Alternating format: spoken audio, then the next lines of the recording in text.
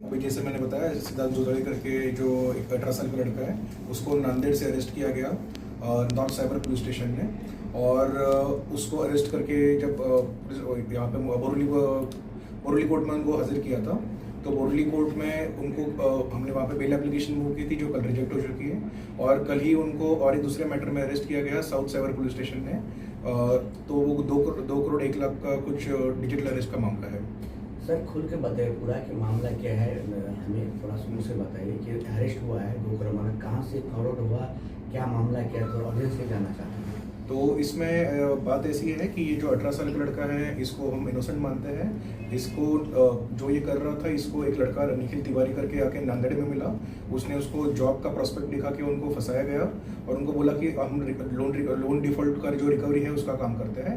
और इसको एक बोनाफाइड इंप्रेशन दिया गया। और 18 साल का लड़का होने के बावजूद एकेडमिकली ये बहुत स्ट्रांग है, लेकिन उसको कोई लीगल या फाइनेंशियल नॉलेज नहीं है कि वो जो उसके एक्शन से का कॉन्सिक्वेंसेस क्या हो सकता है। और नॉर्मली कोई भी लेमन होगा, उसको इतना नॉलेज नहीं होता है कि उसके एक्शन का लीगल कॉन्सिक्वेंसेस क्या हो सकता है। और इतना हेवी जो उसको पेनल्टी भी जैसे वो भुगत रहा है, भी जेल में है, तो that is a very difficult situation for all of us. उसके फैमिली बहुत सफ़र कर रहे हैं। इनोसेंट घर से है लड़का, एकेडमिकली ब्राइट है। और दूसरी बात ऐसी है कि कल इनकी बेल रिजेक्ट हुई है बोरली कोर्ट से। और सेकेंडली दूसरे मैटर में इनको कल ही रात को अरेस्ट किया गया है, तरोजा जेल से इनको वापस अरेस्ट किया गया। और currently that matter is under investigation. आज उनको पुलिस कस्टडी लगी है गिरगांव कोर्ट से, और वो 17 अप्रैल तक वो पुलिस कस्टडी में रहेंगे।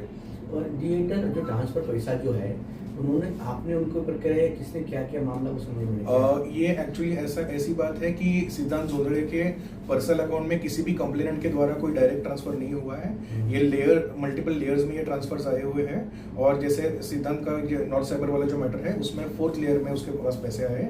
तो कई बार ये भी होता है कि हम किसी से पेमेंट लेते हैं तो हम ये वेरीफाई नहीं कर पाते कि उसका सोर्स ऑफ इनकम क्या है।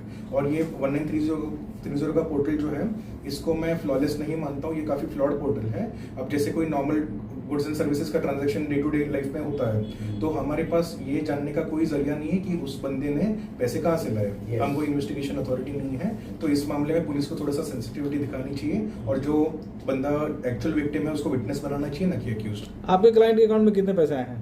हमारे क्लाइंट के जो एलिगेशंस है वो नॉर्थ साइबर में 8,64,000 के हैं। और जो साउथ साइबर है वहाँ पे 10 लाख का अमाउंट का साइफनिंग का एलिगेशंस है। टोटल के 2 करोड़ 10 लाख का मामला है।